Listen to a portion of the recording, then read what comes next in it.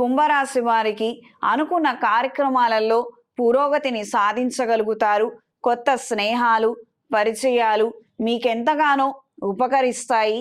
ఈ రాశిలో శుక్రగ్రహ సంచారం, శనిగ్రహ సంచారం కారణంగా కొన్ని అనుకూలమైన మార్పులు జీవితంలో ఏర్పడతాయి.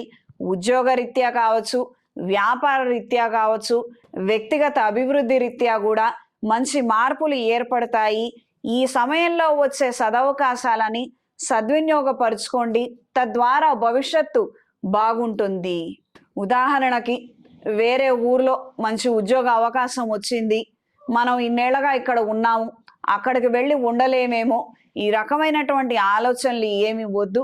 చక్కగా ఇక్కడ బాగున్నాము, అక్కడికి వెళితే కూడా మనం బాగుంటాము. ఈ విషయాన్ని గ్రహించి మెలగండి. వచ్చే మార్పుల్ని, అవకాశాలని సద్వినియోగపరుచుకోగలిగితే మన వ్యక్తిగత అభివృద్ధితో పాటు కుటుంబ పురోగతి కూడా సాధ్యమవుతుంది.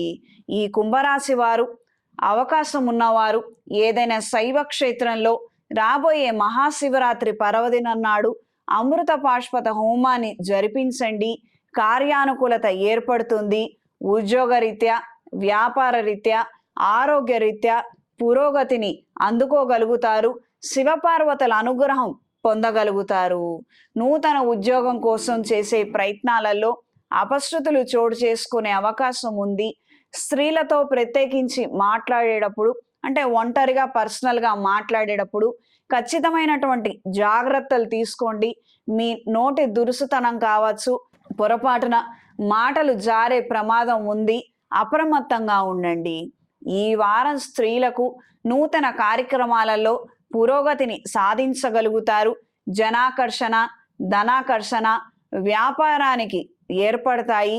కొన్ని నూతన ఉత్పత్తుల కారణంగా ఈ యొక్క జనాకర్షణ అనేది ఏర్పడుతుంది. పెట్టిన పెట్టుబడులు ఎక్కడికి పోలేదు, అన్నీ తిరిగి వస్తాయి అన్న ఒక దృఢ సంకల్పాన్ని, ధైర్యాన్ని కలిగి ఉంటారు. ప్రస్తుత పరిస్థితుల రీత్యా కూడా వాతావరణంలో వస్తున్న మార్పులు అనుకూలంగా ఉంటాయి. మన వ్యాపారానికి వచ్చిన ఇబ్బంది ఏమీ లేదు అన్న విధంగా పరిస్థితులు ఉంటాయి.